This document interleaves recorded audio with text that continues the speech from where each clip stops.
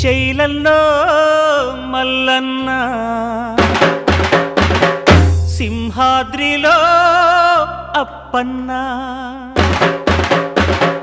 తిరుపతిలో ఎంకన్న, భద్రగిరిలో రామన్న. ఆ దేవుళ్ళందరి కలబోత అయ్యా స్వామి నువ్వేనంట. దండాలయ్య స్వామికి దండలు వెయ్యర స్వామికి, దాసులగాచే స్వామికి దండకాలు.